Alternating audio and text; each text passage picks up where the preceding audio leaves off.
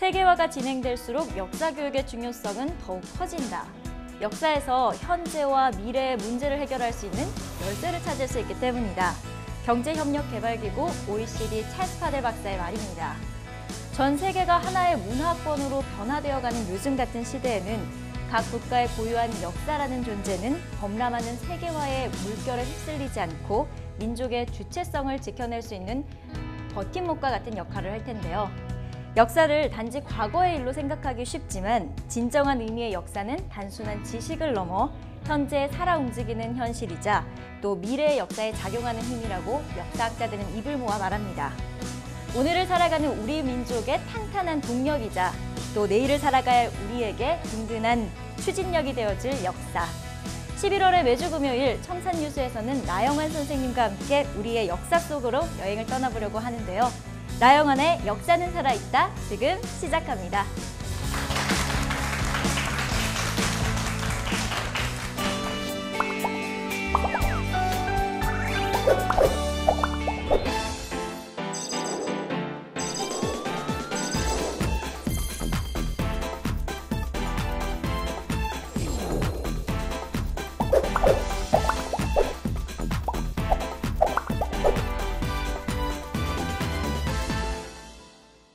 자, 반갑습니다. 대한민국 역사 강사 나영환 선생님입니다.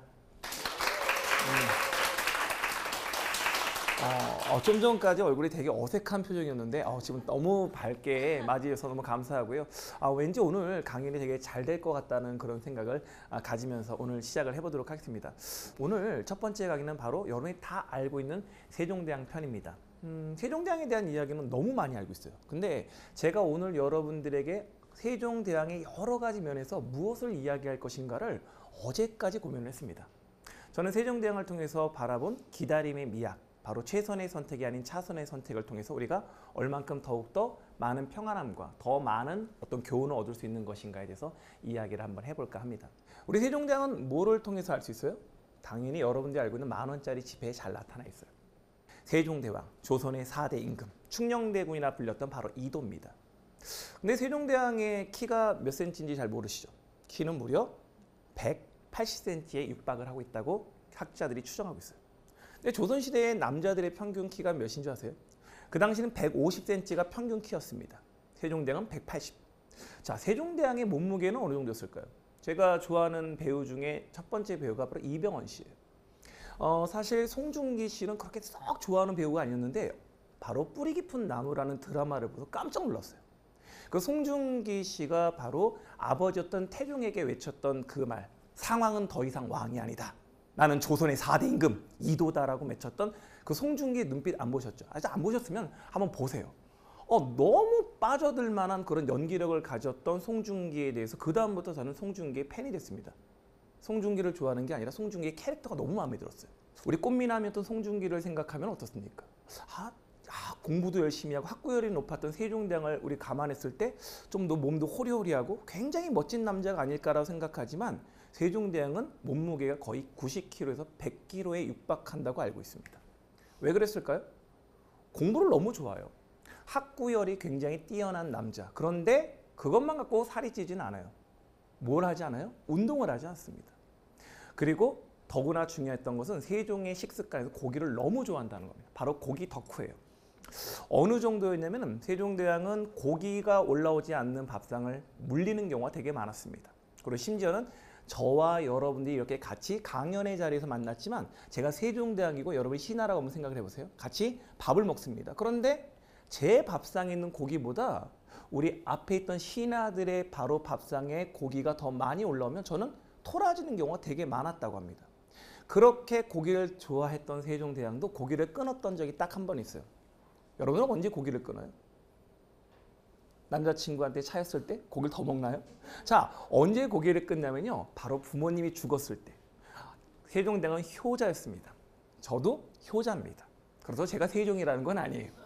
근데 효자였기 때문에 어머니에 대한 효성이 되게 지극했어요. 왜 아버지의 효성보다 어머니에 대한 효성이 더 지극했을까요?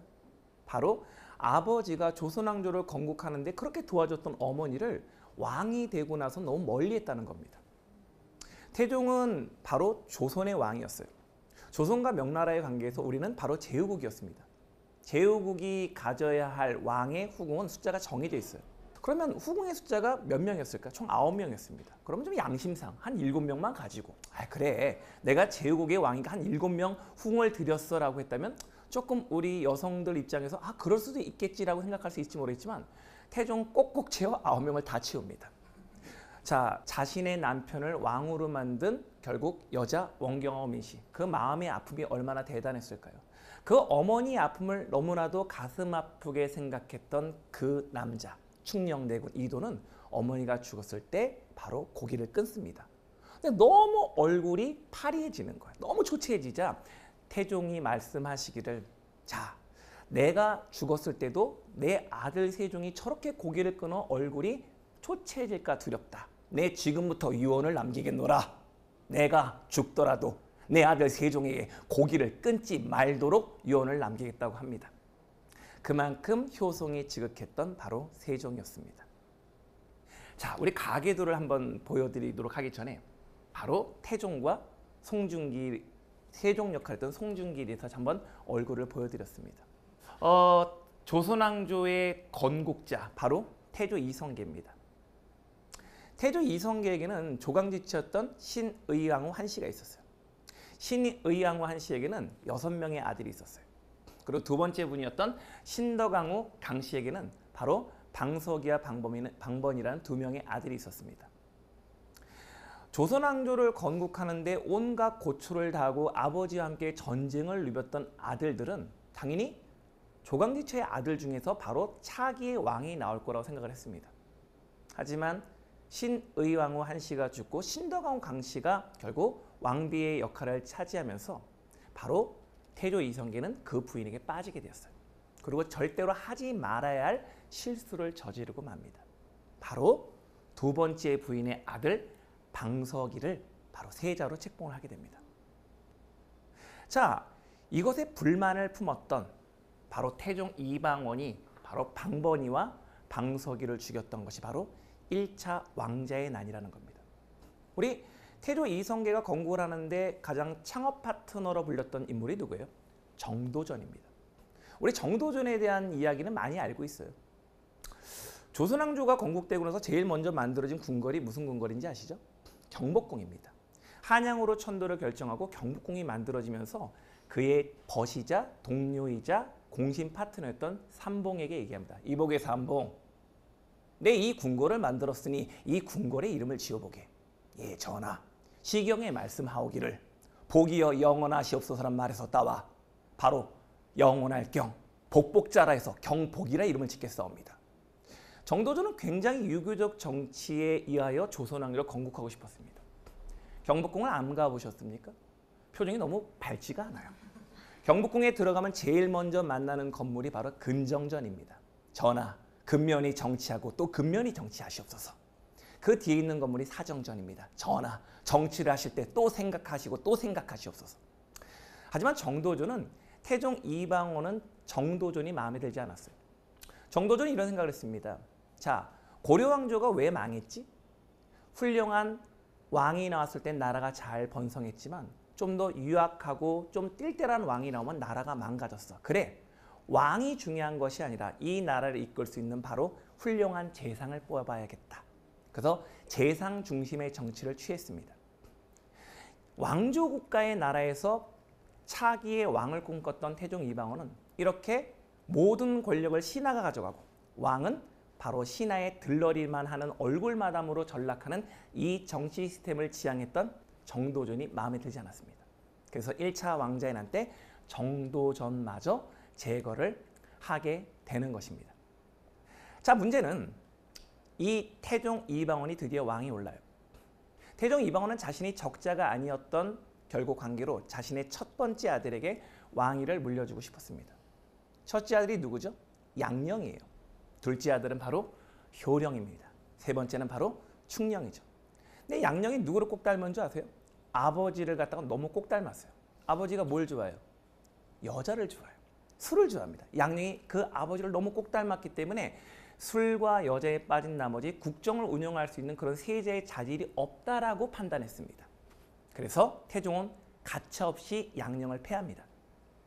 그러자 그날부터 누가 열심히 공부했을까요? 효령이 공부 완전히 열심히 합니다. 완전히 결국 자유로웠고 난리가 났어요. 근데 야서에 의하면 양령이 효령의 방을 빼꼼히 열고 이런 얘기를 했다고 합니다. 속된 말로 이 바보야. 응? 이 말을 들었던 효령이 충격을 먹어요. 아, 내가 아니구나. 결국 자신이 아닌 바로 자신의 동생 충령이 새로운 왕의 결국 낙점이 될 수 있는 인물이라는 것을 알고 효령은 바로 머리를 깎고 절에 들어가 버리고 맙니다. 자, 저는 오늘 세종대왕에 대한 이야기를 하기 전에 태종에 대한 이야기를 했습니다. 태종은 누구에 대한 굉장히 트라우마가 있었죠? 바로 외척이었어요. 이 외척에 대한 트라우마 때문에 자신을 왕으로 만든 자신의 부인의 처남들을 다 죽였습니다. 민무질, 민무구, 민무율, 민무해. 이 처남들을 다 죽였던 피와 눈물도 없는 분이 바로 태종이었습니다. 태종은 나이가 들자 자신의 아들 세종에게 권력을 물려줘요. 그리고 상왕의 자리로 물렀습니다. 자, 여러분은 어떤 생각을 합니까? 지금의 왕과 예전의 왕에게 누구에게 잘 보여야 될 것인지 여러분도 혼란스러울 거예요. 우리들도 이렇게 혼란스러운데 신하들은 얼마나 혼란스러웠을까요? 자, 그럴 때 태종께서 이야기하십니다. 모든 일은 내 아들 세종과 의논하시오. 하지만 병권에 관한 일은 앞으로 꼭 나와 의논을 해야 된다고 당부를 합니다. 그런데 그 당시 공신이자 병조참판이었던 강상인이라는 자가 실수를 하고 맙니다. 병권에 관한 일을 바로 세종에게 직접 보고를 합니다. 이 사실을 알았던 태종 이방원은 바로 병조참판이었던 강상인이라는 자를 그날로 관노비로 전락을 시켜버립니다. 많은 신하들은 알았어요. 아, 진정한 바로 권력이 누구에게 있음을. 자, 이제 세종이 왕위에 올랐습니다. 지금 이 화면에 나오는 바로 무덤은 누구의 무덤일까요? 이게 바로 시몬대감의 무덤입니다. 시몬대감이 누구지? 여러분, 제가 좋아하는 도시가 물론 저는 서울에 살고 있으니까 서울이 제일 좋지만 두 번째로 제가 사랑하는 도시는 수원입니다. 저는 왜 수원을 좋아할까요? 제가 왜 수원을 좋아하는지 아십니까? 표정은 그럴 거예요. 내가 그걸 어떻게 알아? 자, 제가 가장 좋아하는 왕이 첫 번째 왕이 세종대왕이고 두 번째 왕이 바로 정조입니다. 22대 군주 정조. 그 정조가 가장 사랑했던 도시가 바로 수원이에요. 수원에 가면은 정조의 호를 딴 홍제도서관이라고 있습니다. 그 홍제도서관을 가던 중에 저는 이 커다란 무덤을 발견했는데 수원에 이런 커다란 무덤이 있었나? 라고 제가 직접 사진을 찍은 것입니다. 근데 이 무덤은 신기하게도 영의정 시몬대감의 무덤이었습니다. 세종대왕의 장인 시몬. 근데 이상하죠? 태종은 외척에 대한 경계가 굉장히 심각하다고 했었는데 자기가 왕위를 물려주고 나서 자기 아들의 외척에 대해서는 경계심이 풀었던 것일까요? 아니면 내가 너무 심했잖아. 이제는 내 아들 때 가서는 그런 피와 눈물의 정치를 갖다가 하지 말아야겠다고 생각을 했던 것일까요? 여러분 굉장히 궁금할 겁니다. 하지만 태종은 우리를 결코 실망시키지 않아요. 그 한 번 외척에 대한 경계심은 결코 변하지 않습니다. 바로 이 영의정이었던 시몬이 사절단 대표로 명나라로 갔을 때입니다. 아까 강상이라는 자를 관노비로 전락시켰는데 이 강상이라는 자를 다시 부릅니다. 이 병권에 관한 일을 태종에게 보고하라고 했는데 이걸 세종에게 보고한 것은 분명히 배우가 있기 때문이야. 배우가. 아닙니다. 아니에요. 전 배우가 없어요. 그냥 실수했을 따름 이거 너무 억울합니다. 이거 아직도 이해를 못하나. 배우가 있을 거란 말이야. 이제야 강상이는 알아챘습니다. 그들이 원하는 대답이 무엇인지를.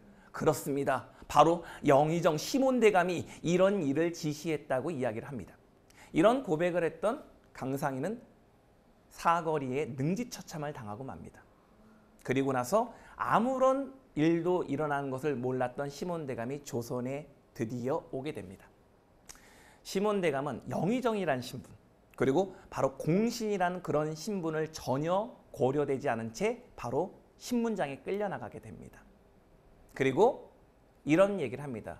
당신이 강상인이라는 자의 말에 의하면 모든 권력은 한 곳에서 나와야 된다는 말을 했다는데 사실인가? 그렇지 않소이다. 난 그런 말을 한 적이 없소이다. 나는 권력을 한 곳에서 나와야 된다고 말하지 않았소이다. 강상인을 불러주시오. 강상인과 대지신문을 하면 다 아는 사실이 될 것이 아니오. 어허, 그러는 어떡하나? 강상인이란 자는 이미 죽었거늘. 결국 영의정이었던 시몬 대감은 굉장히 낭망했습니다. 하지만 진실을 갖다가 결국 왜곡할 수는 없는 거 아니겠습니까? 하지만 엄청난 형벌이 가해졌습니다. 압슬령이라고 아십니까? 압슬령, 압박할 압자의 무릅쓰리입니다. 일단 도자기 파편을 갖다가 결국 바닥에 깔아놓습니다. 그리고 그 위에 무릎을 꿇혀 앉힙니다. 그리고 손을 나무 뒤로 묶어요. 우리 방청객 여러분들 잘 이해가 안 갈 것 같아서 제가 이렇게 한번 나오셔서 시켜보고 싶습니다. 그러면 어떻게 되냐? 다리가 완전히 파편이 들어가서 찢겨버립니다. 그리고 그 위에 엄청난 큰 돌을 갖고 눌러버립니다. 그리고 심지어는 건장한 남자가 그 위에서 밟습니다. 아무리 극악한 죄인이라 하더라도 이 압슬령은 하루에 한 번 이상은 하지 않아요. 하지만 영의정이었던 시몬 대감에게는 하루에 무려 3번이나 걸친 압슬령을 자행하고 맙니다. 이 사람의 말에 결국 이 영의정은 모든 자신의 의지를 포기하고 맙니다. 그 당시 2인자였던 바로 유정현 대감합니다. 쯔쯔, 아직도 모르겠어? 태종대왕의 뜻을 아직도 모르겠냐는 말이오. 당신이 죽어야 되는 태종각본, 태종연출, 태존의 눈물 없는 드라마랑을 왜 어찌 모르는 것이오. 이 말 한마디에 영의정 시몬 대감은 모든 것을 포기해버립니다. 그렇소이다. 내가 그런 말을 했소이다. 모든 권력을 한 곳에서 나왔다는 말을 했소이다 라고 하며 이제 운명으로 죽음을 받아들이고 맙니다. 이때 세종대왕의 부인 소나무 심씨는 바로 자신의 남편 세종대왕을 찾아가 말합니다. 당신은 왕이 아니옵니까? 당신은 왕이 아니지 않습니까? 내 아버지를 살려주시옵소서. 내 아버지는 아무 죄가 없다는 것을 당신은 알지 않습니까? 하지만 세종대왕은 자신의 부인을 위로해 줄 뿐 어떠한 일도 할 수가 없었습니다. 이제 태종이 돌아가시고 세종의 시대가 열렸습니다. 이렇게 태종은 조선의 왕이 될 아들을 위해서 외척마저도 제거했던 인물입니다. 이렇게 하면 굉장히 태종이 참 짜증나는 인물 같죠. 하지만 저는 태종을 되게 좋아합니다. 야사의 기록에 의해서 태종도 결국 이 나라를 사랑하는, 결국 이 나라의 부국강병 위해서 얼마나 노력했는지를 제 야사의 한 대목을 소개하도록 하겠습니다. 태종이 임종을 맞이했을 때 자신의 아들 이도를 불렀다고 합니다.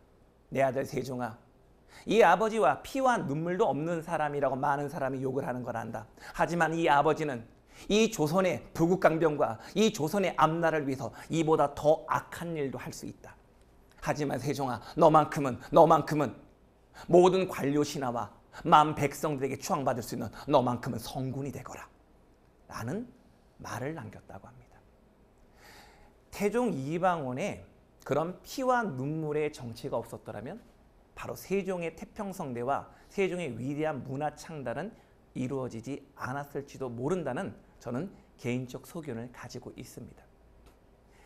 이제 누가 즉위합니까? 세종이 즉위를 합니다. 시몬을 제거하는 데 일조했던 유정현. 세종은 쉽게 갈 수 있었습니다. 바로 자신의 장인어른이었던 영의정에 대한 시몬 대감에 대한 재조사. 그러면 아버지에게 충성을 했던 아버지와 함께 정치했던 자를 다 내몰고 바로 세종의 신하들로 하여금 세종의 바로 조선을 쉽게 이룰 수 있을지 모릅니다. 하지만 세종대왕은 유정현 대감을 부릅니다. 생각해 보세요. 유정현 대감입니다. 나의 장인을 죽이는 데 일조했던 당신이 내가 불렀던 그 자리를 내가 부르자 어떤 생각을 했을까요? 나를 왜 부르지? 나를 이제 죽이는 걸 거야. 나의 정치 인생은 이제 끝인 거라는 두려움을 가졌을 것입니다. 자, 또 다른 반전의 드라마가 일어납니다. 유대감, 나를 위해 국정 운영을 위해 바로 좌승직을 맡아주시오. 오늘날에 의하면 부총리직에 해당되는 것입니다. 원활한 국정을 위해 쉽게 갈 수 있었습니다. 그러나 정적을 제거하지 않고 너그러이 자신의 그릇에 품어 신하들로부터 진정한 존경을 받은 세종대왕. 저는 이 세종대왕을 바로 기다림의 미학, 자신이 원하는 방향으로 빨리 할 수 있었지만 기다리고 그리고 최선이 아닌 차선의 선택을 위해서 결국 묵묵히 걸어간 결국 세종이 있었기에 바로 조선의 태평성대가 탄생될 수 있다고 생각합니다. 이런 한 면에서만 기다림의 미학이 있었을까요? 아닙니다. 세종은 조선을 운영하는 데 있어서 모든 국정 철학에 바로 이 기다림의 미학을 결국 투영시켰습니다. 세종이 왕위를 물려받은 1418년은 조선이 건국된 지 약 26년밖에 안 되던 시점이었습니다. 하지만 우리가 가장 지금도 짜증나는 것이 어떤 문제죠? 세금 문제죠. 버는 건 얼마 되지 않는데 참 걷어가는 건 되게 많이 걷어가요. 하지만 우리가 정말로 큰 불만은 이거예요. 많이 가진 자가 많이 내고 적게 가진 자가 적게 내는 것은 당연한 건데 우리 이런 생각을 할지도 모릅니다. 저 자는 분명히 많이 버는 자인데 저 사람은 왜 세금을 탈세하고 안 내? 그런데 왜 처벌받지 않아? 결국 가장 우리가 힘들어하는 것은 조세에 대한 공정성과 합리성이 결국 보장하지 않을 수 있다는 그런 두려움이 결국 짜증이 나는 원인이 되는 것입니다. 고려의 가장 큰 권력을 가진 자를 우리는 권문기족이라 부릅니다. 권문기족은 자신의 땅을 소개할 때 이렇게 얘기합니다. 내 땅이 어디에서 어디까지인지 아나? 모르는데요? 내 땅이 말이야 저기 성수대교 알지? 그 옆에 있는 동호대교 알잖아. 그 성수대교와 동호대교 있는 사이에 내 땅이 다 내 땅이 이런 식이에요. 산천위표. 내 땅의 경계가 산과 하천이 표시의 경계가 될 만큼 이런 대농장을 가지고 있습니다. 그러면 이런 대농장을 가지고 있으면 최소한 세금 많이 내야 되죠. 근데 이들은 세금을 내는 데 너무 인색했습니다. 그리고 자신의 토지를 숨겨서 세금을 탈세하는 일에 앞장섰던 인물이 바로 이런 인물들이었어요. 세종대왕은 조선을 건국하면서 제일 중요한 것은 결국 공평하게 조세를 결국 과세해야겠다는 것을 결심을 합니다. 그래서 바로 공법제도를 만듭니다. 우리 공법이 얼마나 철저한 법인지 잘 모르실 거예요. 제가 우리 이 과세표준 구간을 보면요. 1억 5천을 번 사람이나 5억을 번 사람이나 100억을 번 사람이나 똑같이 세금을 냅니다. 그만큼 어느 일정 이상이 되면 세금이 똑같은 거예요. 근데 세종대왕은 결국 철저하게 세금의 구간을 만듭니다. 지금의 현대에서도 세금의 구간은 5단계에서 7단계밖에 되지 않아요. 그런데 세종대왕은 무려 세금의 구간을 54구간으로 만듭니다. 철저하게 결국 많이 가진 자가 많이 내고 적게 가진 자가 적게 내게 하겠다는 그런 법을 결국 만들어냅니다. 세종은 천재예요. 그런데 이런 공법을 갖다가 결국 시행하는 데 있어서 이것을 찬반 여론을 조사합니다. 무려 5개월에 걸쳐서. 그리고 이것을 바로 국민투표에 붙여버립니다. 문제는 찬성이 8만 표, 반대표가 7만 표. 그 정도 어쨌든 다수결의 원칙에서 내가 그렇게 고안하고 열심히 생각했던 법을 시행하면 되지만 세종대왕은 또 기다리고 또 기다립니다. 반대표에 그렇게 많은 표가 있다는 것은 그만큼 또 다른 불만의 세력이 나올 수 있는 소지가 있으니 그 불만의 세력이 있는 불만에 가진 사람들의 의견을 절충하여 그 법을 다시 수정하도록 하라 하고 다시 보완하고 또다시 국민투표에 붙여서 그 여론을 수렴하고 기다려 바로 공법을 반포합니다. 기다림의 미학. 참고로 여러분들 세종대왕 때는 천재들이 되게 많아요. 바로 역법의 대가, 그리고 농법의 대가, 의학의 대가, 각 분야의 전문가들이 많이 탄생합니다. 그럼 세종대왕 시기 때만 전문가가 유달리 많이 탄생됐을까요? 아닙니다. 천재는 확률적으로 나올 확률이 똑같아요. 근데 왜 세종대왕 때 그렇게 많은 천재들이 탄생할 수 있었을까요? 세종대왕이 사람을 볼 수 있는 기다림의 안목을 가졌기 때문입니다. 바로 정인지라는 인물을 아실 거예요. 고려사라든지 칠정산이라든지 조선 왕조의 조선 전기의 그 위대한 편찬 사업에 정인지의 손길이 묻어나지 않았던 서적은 없습니다. 근데 정인지는 세종대왕 때가 아닌 태종대왕 때 장원급제를 하셨던 인물입니다. 여러분 똑똑하다고 일 잘하는 거 아니에요. 근데 똑똑한 애들이 일을 못하면 짜증이 나죠. 쟤는 왜 똑똑한데 일을 못해? 정인지는 행정실무에는 굉장히 미약했던 친구였습니다. 그래서 정인지는 장원급제를 했음에도 불구하고 지방으로 좌천이 됐습니다. 하지만 정인지의 그 숨은 실력을 알았던 세종은 정인지를 중앙으로 불러들였어요. 불러들이자마자 잘했을까요? 그렇지 않아요. 불러들여도 여전히 일을 잘 못합니다. 하지만 세종은 기다리고 또 기다렸습니다. 왜요? 그의 능력을 잘 알았기에. 그래서 우리가 알고 있는 그 위대한 학자 정인지가 탄생된 것입니다. 세종대왕의 기다림의 미학. 우리는 인생을 살면서 항상 빠르게 가려고만 합니다. 이건 최선의 선택이야. 이게 제일 옳은 길이니까 난 이걸 선택해야 돼. 그리고 내 선택이 누군가에 의해서 좌절됐을 때, 누군가에 의해서 그 선택이 나에게 기회가 오지 않을 때 우리는 좌절이라는 걸 합니다. 우리는 역사를 통해서 무엇을 배웁니까? 역사를 살아갔던 사람들의 경험을 통해서 우리는 두 번 다시 그런 실수를 하지 않아야겠다는 생각을 하는 겁니다. 세종의 국정 철학, 기다림의 미학. 쉽게 갈 수 있었습니다. 빠르게 조종할 수 있었습니다. 하지만 자신만의 방식으로 묵묵히 자기 길을 걸어간 조선 최고의 성군이 된 나는 조선의 4대 임금 이도다. 세종장편은 여기서 마무리하겠습니다.